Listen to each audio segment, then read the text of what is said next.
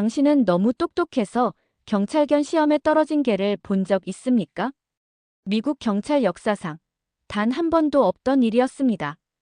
LAPD는 직접 한국까지 날아와 천재견을 골랐고 그 개는 지능도, 충성심도, 행동력도 모두 완벽했습니다. 그런데 1년 뒤 우린 이 개를 도저히 통제할 수 없었다는 말이 나왔죠. 그 이유는 명령보다 판단을 먼저 했기 때문입니다. 탈락 통보를 받은 진돗개는 LA 뒷골목으로 사라졌을까요? 아닙니다. 오히려 그날 이후 전 세계에서 이 한국개를 찾기 시작했습니다. 명령을 거부한 개, 그 개가 바꾼 세상. 지금 진짜 이야기가 시작됩니다. 안녕하세요. 저는 로라 파커입니다. 영국 외교부 소속이죠. LA 총영사관에서 근무하고 있어요. 오늘 말씀드릴 이야기는 제가 직접 겪은 일인데 한국이란 나라가 얼마나 대단한지 깨닫게 해준 사건이었습니다. 2023년 3월 어느 평범한 월요일 아침, 커피 한 잔 마시며 업무를 시작하려던 순간이었어요. 제 책상 위에 낯선 서류 뭉치가 놓여 있었습니다. LAPD 경찰견 훈련 프로그램 마이너스 국제 협력 사안이라는 제목. 처음엔 별 생각 없이 넘겼죠. 그런데 한 줄이 제 시선을 확 사로잡았어요. 한국산 진돗개, 훈련 과정 중 탈락 처리됨. 탈락 사유를 보는 순간 소름이 돋았습니다. 지능 부족도 신체 능력 미달도 아닌 명령 불복종이라고 적혀 있었거든요. 더 충격적인 건 그 다음 줄이었어요. 해당 개체는 모든 훈련 과목에서 최고 점수를 기록했으나 지시에 대한 독립적 판단을 보여 부적합 처리함. 잠깐, 뭐라고요? 최고 점수인데 탈락이라니. 이게 말이 되나요? 저는 서류를 한 장 한 장 넘겨봤습니다. 상세한 훈련 기록들이 나와 있었어요.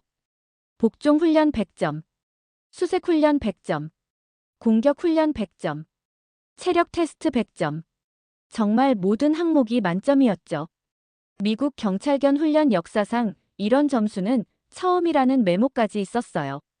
그런데 마지막 페이지에 이런 평가가 있었습니다. 해당 개는 위험 상황에서 훈련관의 명령을 무시하고 독자적 판단을 내림. 예를 들어 공격 명령 시 상대방이 무기를 내려놓으면 공격을 중단함. 경찰견으로서의 절대 복종 원칙에 위배됨. 저는 펜을 내려놓고 깊이 생각했어요. 이게 정말 문제인가요? 무기 내려놓은 상대를 공격 안 하는 게 잘못된 건가요?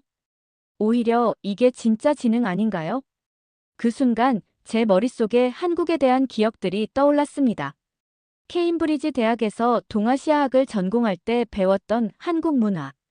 의리와 충성, 그리고 상황 판단력을 중시하는 문화 말이에요. 혹시 이계가 보여준 행동이 바로 그런 한국적 가치관의 발현은 아닐까 싶었어요. 그날 밤 집에 돌아가서도 계속 그 서류가 머릿속을 맴돌았습니다. 제 딸 애비가 물었어요. 엄마, 왜 그렇게 심각해? 저는 애비에게 말했죠. 한국에서 온 똑똑한 개가 미국 시험에서 떨어졌대. 너무 똑똑해서 말이야. 애비가 눈을 반짝이며 말했습니다. 우와, 그럼 그 개가 진짜 천재네. 시험이 잘못된 거야. 그 개가 옳은 거야. 10살 아이의 말이 제게는 번개처럼 다가왔어요. 맞습니다. 시험이 잘못된 거예요. 저는 그 순간 확신했습니다. 이건 단순한 개 한 마리의 이야기가 아니라 한국이란 나라의 철학과 가치관이 서구 시스템과 만났을 때 일어나는 놀라운 화학 반응의 이야기라는 걸 말이에요. 다음 날 아침, 저는 LAPD 경찰견 훈련센터에 직접 전화를 걸었습니다.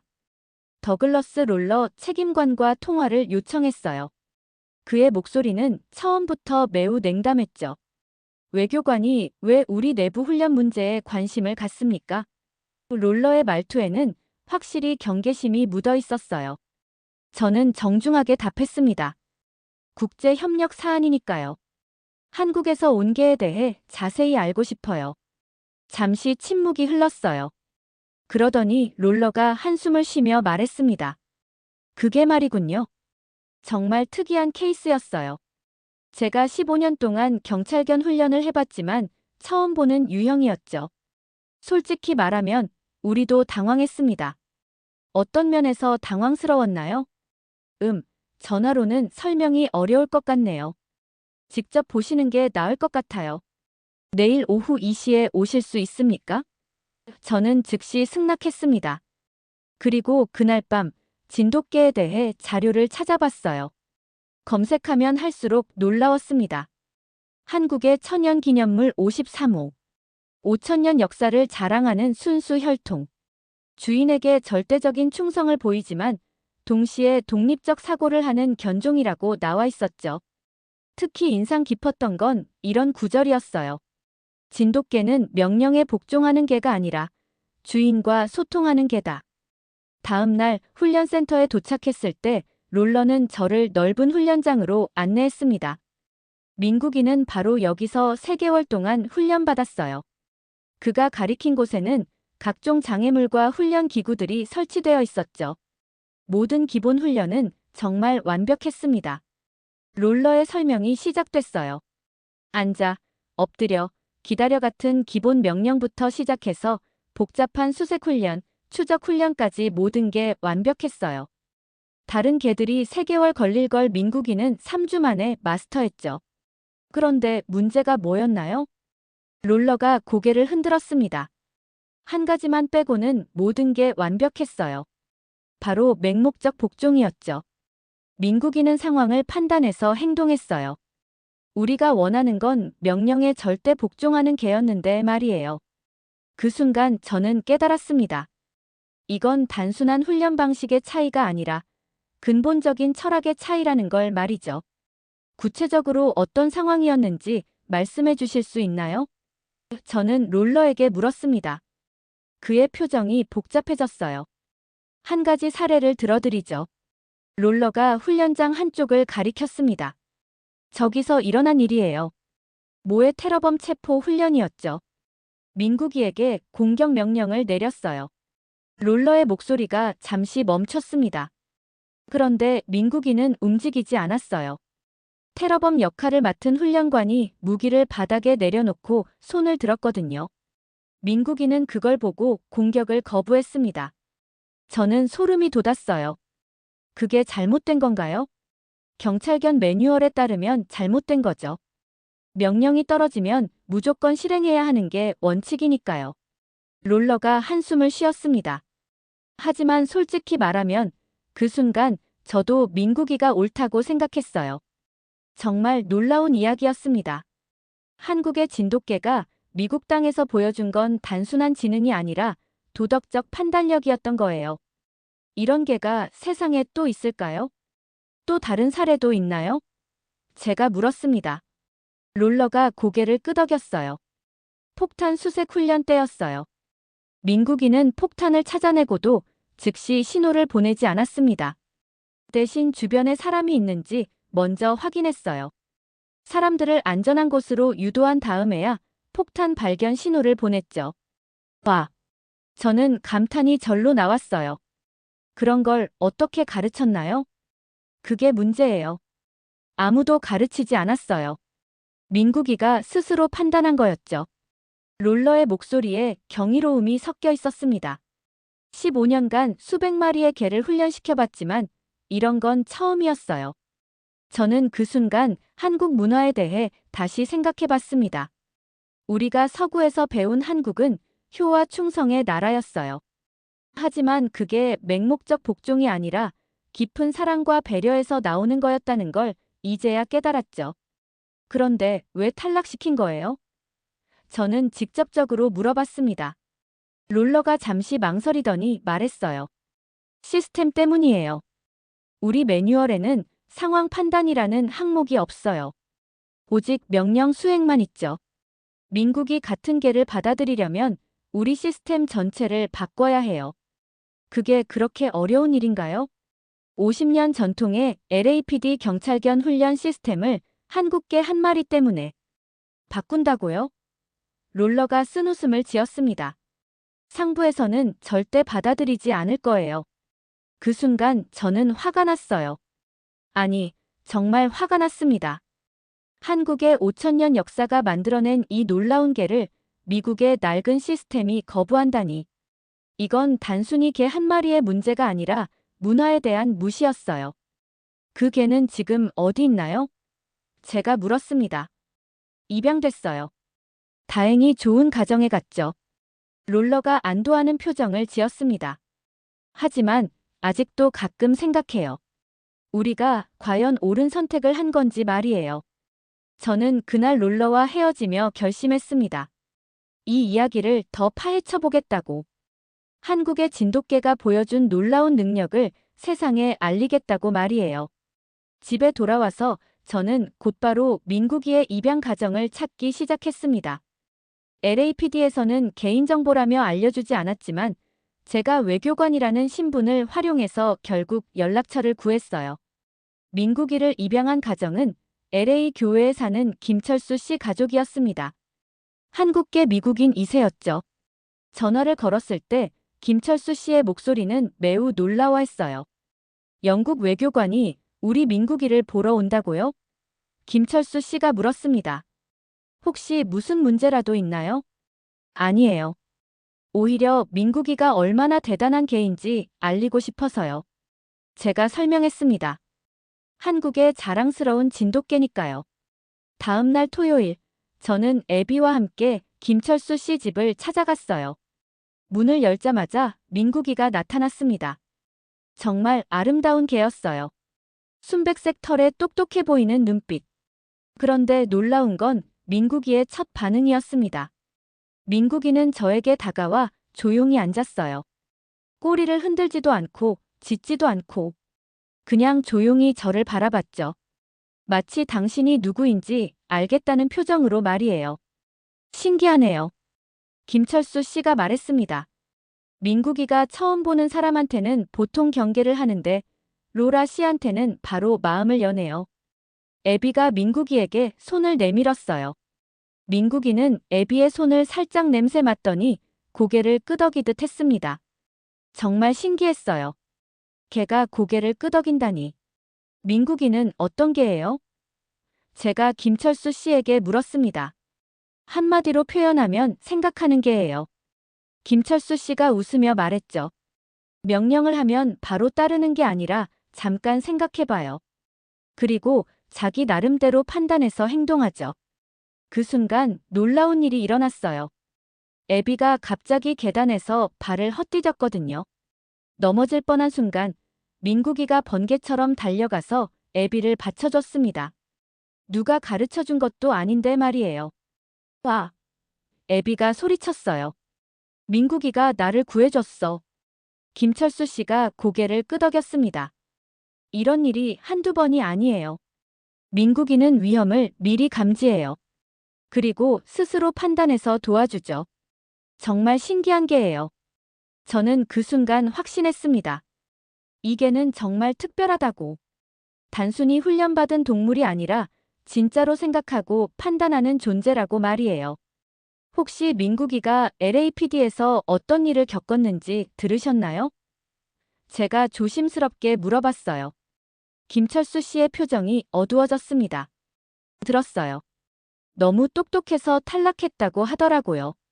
솔직히 화가 났어요. 우리 한국계를 제대로 이해하지도 못하면서 함부로 판단했다고 생각해요. 그의 말에 저도 공감했습니다. 한국의 5천년 역사가 만들어낸 이 놀라운 견종을 서구의 획일적 기준으로 평가한다는 게 말이 되나요? 그날 저녁, 집으로 돌아가는 길에 애비가 말했어요. 엄마, 민국이는 정말 특별해. 마치 사람 같아. 맞습니다. 민국이는 정말 사람 같았어요. 아니, 어떤 면에서는 사람보다 더 훌륭했죠. 민국이를 만난 후 저는 더 깊이 알고 싶어졌습니다. 진돗개의 진짜 모습을 말이에요. 그래서 결정했어요. 직접 한국에 가보자고. 외교부에 연구 출장 신청을 냈고 다행히 승인이 났습니다.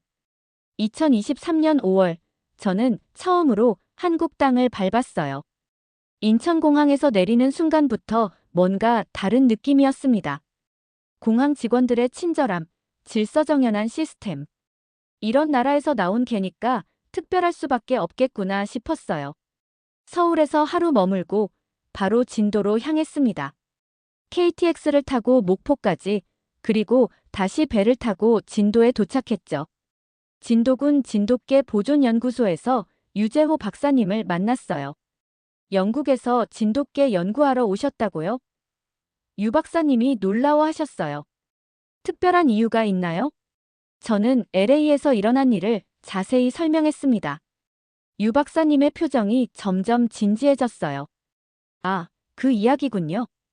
유 박사님이 고개를 끄덕이셨습니다. 사실 저희도 들었어요. 미국에서 진돗개가 탈락했다는 소식 말이에요. 안타까웠죠. 왜 안타까우셨나요? 진돗개를 이해하지 못했기 때문이에요. 유 박사님이 설명하기 시작했습니다. 진돗개는 서구의 개들과 근본적으로 다릅니다. 5천년 동안 한국인과 함께 살아오면서 독특한 특성을 갖게 됐거든요. 유 박사님은 저를 연구소 안으로 안내했어요. 그곳에는 수십 마리의 진돗개들이 있었습니다. 정말 아름다웠어요. 하얀 털, 고든 귀, 말려 올라간 꼬리. 그런데 가장 인상 깊었던 건 그들의 눈빛이었어요. 보세요. 유 박사님이 한 마리를 가리켰습니다. 저 개의 눈을 보세요. 뭔가 다르지 않나요? 정말 달랐어요. 다른 개들과는 완전히 다른 깊이가 있었습니다. 마치 오랜 세월의 지혜가 담긴 것 같았어요. 진돗개는 명령에 복종하는 개가 아닙니다. 유 박사님이 말씀하셨어요. 주인과 소통하는 개예요. 그들은 인간의 감정을 읽고 상황을 판단하고 스스로 결정을 내립니다. 그게 어떻게 가능한가요? 한국인의 정서와 함께 진화했기 때문이에요. 유 박사님의 설명이 계속됐습니다. 한국 문화는 서열보다는 관계를 중시하죠. 명령보다는 소통을 중시하고요. 진돗개도 마찬가지예요. 그 순간 저는 깨달았어요. 민국이가 LAPD에서 보여준 행동은 문제가 아니라 한국 문화의 정수였다는 걸 말이에요. 충성은 훈련이 아니라 선택입니다. 유 박사님이 말씀하셨어요. 진돗개의 충성은 강요당한 게 아니라 스스로 선택한 거예요. 그래서 더 깊고 진실한 거죠. 저는 그날 진도에서 하룻밤을 보냈습니다. 유 박사님 댁에서 말이에요. 저녁 식사를 하며 더 많은 이야기를 들었어요. 진돗개가 어떻게 한국 역사와 함께 해왔는지, 어떻게 한국인의 정신을 대변하는지 말이에요. 그리고 확신했습니다. 이 이야기를 세상에 알려야겠다고. 한국의 진돗개가 얼마나 특별한 존재인지 말이에요. 한국에서 돌아온 저는 완전히 달라져 있었어요. 민국이에 대한 이야기가 단순한 개 한 마리의 일화가 아니라는 걸 깨달았거든요. 이건 문화의 차이, 철학의 차이에 관한 이야기였어요. 영국 외교부에 보고서를 제출했습니다. 한국 진돗개의 문화적 특성 및 서구 시스템과의 차이점 분석이라는 제목으로 말이에요. 상관들의 반응은 처음엔 시큰둥했어요. 개 한 마리 때문에 이런 긴 보고서를. 에드워드 리처드슨 국장이 말했습니다. 파커, 자네 요즘 개에게 너무 빠져있는 거 아닌가? 하지만 저는 포기하지 않았어요. 오히려 더 적극적으로 나섰습니다. BBC에 연락했죠. 다큐멘터리 제작팀과 미팅을 잡았어요. 정말 흥미로운 이야기네요. BBC 프로듀서 사라 윌슨이 말했습니다. 한국개가 미국 경찰 시스템을 거부했다는 거죠? 거부한 게 아니라 더 나은 방법을 제시한 거예요. 제가 정정했어요. 민국인은 맹목적 복종보다 상황 판단을 선택했어요. BBC팀은 즉시 취재에 나섰습니다. LA의 롤러 책임관을 인터뷰하고 민국이와 김철수 씨 가족을 만났어요. 그리고 한국까지 가서 유재호 박사님도 인터뷰했죠. 다큐멘터리 제작 과정에서 놀라운 사실들이 더 밝혀졌어요. 민국이처럼 생각하는 개들이 전 세계에 더 있다는 거였어요. 대부분 동아시아 견종들이었죠. 특히 한국, 일본, 중국의 토종견들이 그랬어요. 하지만 그 중에서도 진돗개가 가장 특별했습니다. 5천년이라는 긴 시간 동안 한민족과 함께 살아오면서 독특한 지능과 정서를 발달시켰거든요. 다큐멘터리가 방영되자 예상보다 큰 반향이 일었어요.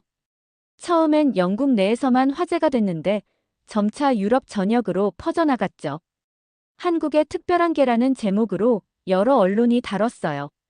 시청자들의 반응이 인상 깊었습니다.